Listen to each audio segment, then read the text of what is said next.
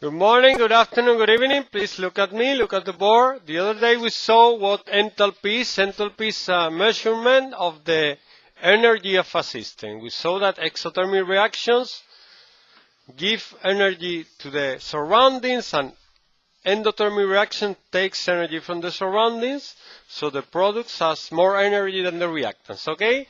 There is another concept in chemical reactions that is entropy. Entropy is a measurement of the order of a system, okay? If I get into your room, in anybody's room here, the entropy is going to be big, because it's disorder. Who has an order room right now? What does an ordered room? Your room is ordered, everything is in place, everything is neat, clean. Is this class order? Is everything neat, clean, in its place? So the more the entropy, the more the disorder in a system. Human beings are a mean of the universe to get less entropy, okay?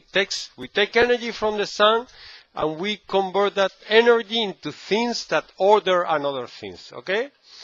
So if I get into a room and it's not ordered, the entropy is too big, okay? In chemical reactions, sometimes you break things to make another things more order or more disorder. If the entropy is bigger, you get things broken, like in an explosion. If this explodes, you get more entropy. But other times you got chemical reaction that takes, like when I'm breathing, I take oxygen, and from the oxygen and carbon, I take the things that made me, okay? So we order things inside our own bodies. There is a formula for entropy. The entropy of a reaction is you add, this means adding all the entropies of the products by the coefficient, the stoichiometric coefficient, minus the entropies of the reactants by the stoichiometric coefficients, okay? I'm going to show you an example. It's easier to see an example than to see the formula. Here that you have this reaction. Here you have the entropies. They got to give you all this table with all the entropies. If you don't have this table, you cannot do it. And I did it as everything in this unit with a table, okay? I write the reaction.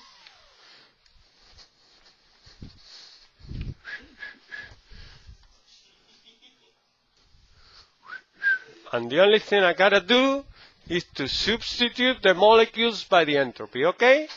Keeping the stoichiometric coefficients. So I multiply 2 times 100 is 200, 12 times 50 is 600, and the products 5, the stoichiometric coefficient, but the entropy is 1000 and 360. Then you add the reactants, you add the products, okay?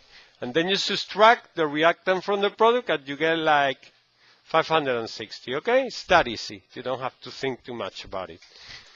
One thing I gotta tell you is that you should download in your cell a real calculator like this, okay?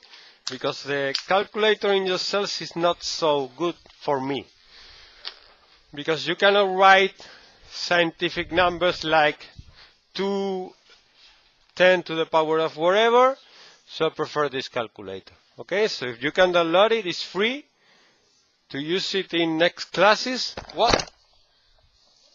Do you want me to make an example?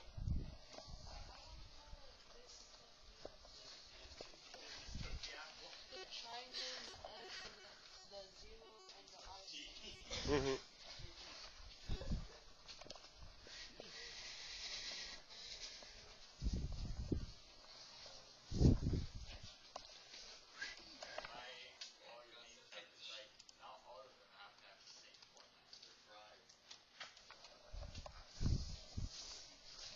The S means entropy.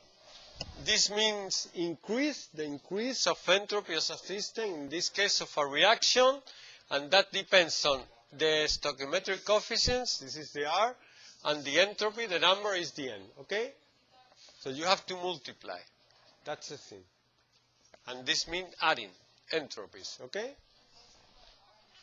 Yeah, R is like the stoichiometric coefficients, these numbers, and N would be the formula. So you have to multiply and add, okay? Add the products minus add the reactants, and this means increase. And this means that it depends on temperature, okay? But we see that next day, the change in temperature. That means more or less that, okay?